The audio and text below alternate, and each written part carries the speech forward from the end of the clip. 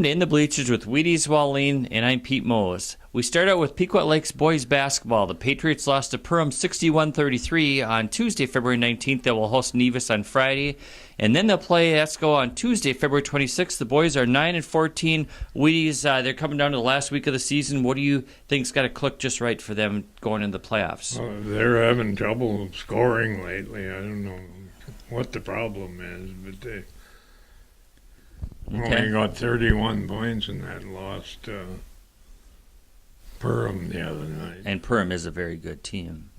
So let's see how they can turn around the last week of the basketball season.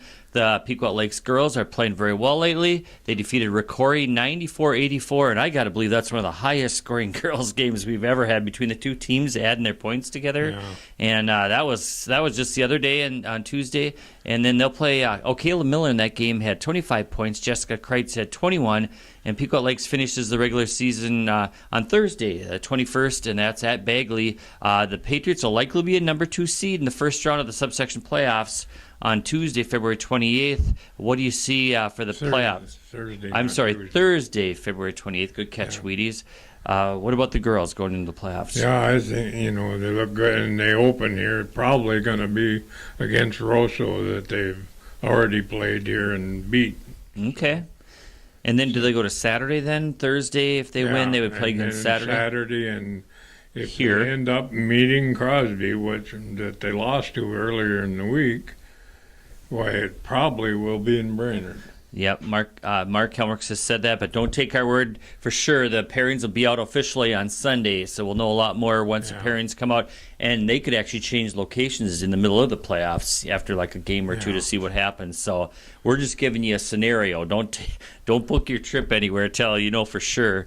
But, that'd be nice to play in Brainerd. They got the big gym, and the Warriors are winning now, and they're getting full gyms for their games, so they'll have to check their schedule to make sure it works out. But we'll see what happens. It could be at Bemidji, it could be at Crookston. We'll just have to see. Concordia. So we'll just see where they play at.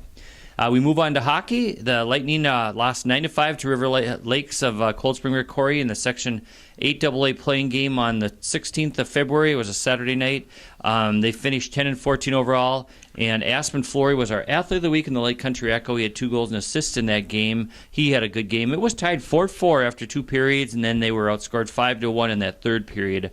High-scoring game for a playoff game. We'll see what happens during the offseason if they move back to Class A last year. Coach Chambers said that they've played 6 years now in AA, or 4 of the last 6 years, I should say, and they have not won a game yet. They've lost 2 quarterfinals and 2 playing games, so I think they would like to move back to Class A. They probably fit a lot better into that, although they were tied with River Lakes after 2, so that was close. Road Crew Wrestling. The Road Crew had another nice season. They ended in the semifinals of the section. They lost to Detroit Lakes 33-22. They ended up with 15 wins this year, but now we do individuals this weekend at Fergus Falls. They got some nice individuals that could advance the state. Top records are Dre Logie at 35-0 and Anthony Phillipson at 26-4, and he just won his 100th at the section team tournament, I should say that too. And speaking of Pine River Bacchus and Pequot Lakes being together for Road Crew Wrestling, the Pine River girls, they've had a really good season. They're 20-4. They did lose to Wadena last Monday night. Wheaties, it was a pretty close game, 5 points, I believe. The next night they bounced back to beat Monaga 71-22 on Tuesday, the 19th of February. 4 players scored in double figures that night, including Tatum Shilley with 16. She's just been solid all year for them. They should be one of the top subsection teams when the playoffs roll around.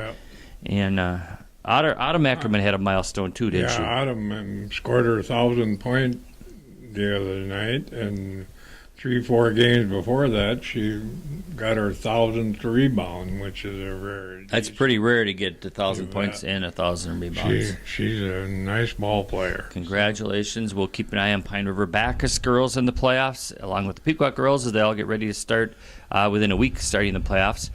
Pine River Bacchus boys, they lost to Red Lake 86-52 on Tuesday, the 19th of February, despite 16 points from Henry Krucklow. He led them. They're 1-23 this year. It's been a tough year. They host Isle on Friday. Hopefully they can turn that one around. Friday, the February 22nd, they'll play a game.